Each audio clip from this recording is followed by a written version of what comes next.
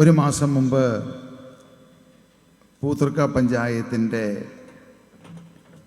Party രൂപീകരണവുമായിട്ട് ബന്ധപ്പെട്ട് നമ്മളവിടെ ഒരു സമ്മേളനം നടത്തുകയുണ്ടായി.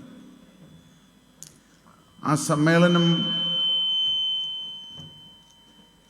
കഴിഞ്ഞ് ഒരു ദിവസം കഴിഞ്ഞപ്പോൾ തന്നെ പോലീസുകാർ എന്നെ അന്വേഷിച്ച് നടപ്പായി.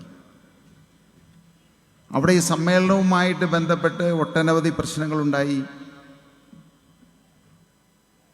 അതിലേക്ക് ലൈവ് നടത്താനായിരുന്ന ഇൻ്റർനെറ്റ് കണക്ഷൻ നമ്മുടെ MLAയും സംഘവും ചേർന്ന് കട്ട് ചെയ്ത് കളഞ്ഞു. ഏതാണ്ട് 2 മണിക്കൂർ ശേഷമാണ് നമുക്ക് ലൈവ് കൊടുക്കാൻ സാധിച്ചത്. അതിനുശേഷം ലൈവ് തുടങ്ങിക്കഴിഞ്ഞപ്പോൾ ജാമർ വെച്ചിട്ട് ലൈവ് തടയുകയുണ്ടായി.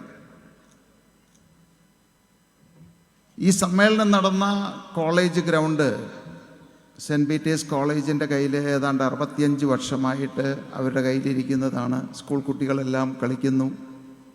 അവരുടെ സ്പോർട്സും ഇഷ്ടംപോലെ പരിപാടികൾ അവിടെ നടന്നിട്ടുണ്ട്. നമ്മുടെ പരിപാടി നടക്കുന്നതിന് 2 ആഴ്ച മുമ്പാണ്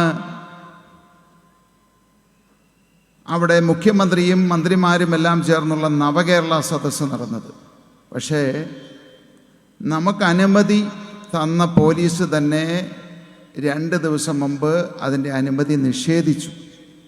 അതിന് കാരണം പറഞ്ഞത് ഈ ഗ്രൗണ്ടിൽ പുറമ്പോക്ക് സ്ഥലമുണ്ട് എന്ന്. അപ്പോൾ 65 വർഷമായിട്ട് കോളേജ് ഉപയോഗിച്ചിരുന്ന സ്ഥലത്ത് 2020 പരിപാടി നടത്താൻ തുടങ്ങിയപ്പോഴാണ് അവിടെ പുറമ്പോക്ക് കണ്ടെത്തിയത്. അപ്പം ഞാൻ ഇന്ന് ഈ സ്റ്റേജിൽ നിൽക്കുമ്പോൾ ഇപ്പോൾ മാത്രമാണ് എനിക്ക് സമാധാനമായത് ഈ പരിപാടി ഇവിടെ നടത്താൻ പറ്റുമെന്ന്.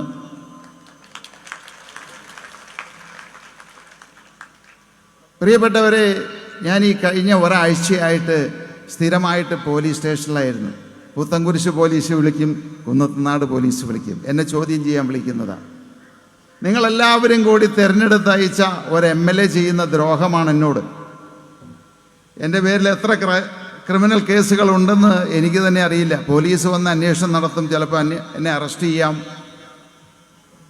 ഇനിയിപ്പോൾ ഞാൻ കോടതിയിൽ പോയിട്ട് സ്ഥിരമായിട്ട് എന്നെ അറസ്റ്റ് ചെയ്യരുത് എന്ന് ഒരു ഉത്തരവ് മേടിക്കേണ്ട അവസ്ഥയിലാണ് ഞാൻ നിങ്ങളുടെ മുമ്പിൽ നിൽക്കുന്നത്. പക്ഷേ ഒരു കാര്യം ഞാൻ പറയാം, എന്നെ അറസ്റ്റ് ചെയ്യുന്ന ഒരു സാഹചര്യം ഉണ്ടായാൽ ഒരാഴ്ചയ്ക്കുള്ളിൽ നമ്മുടെ മുഖ്യമന്ത്രിയുടെ ഓമനപുത്രിയെ ഞാൻ അകത്താക്കും. ഇത് സ്വപ്നയുടെ കയ്യിലിരിക്കുന്ന ബോംബല്ല, സാബു ജേക്കബിന്റെ കയ്യിലിരിക്കുന്ന ബോംബാണ്.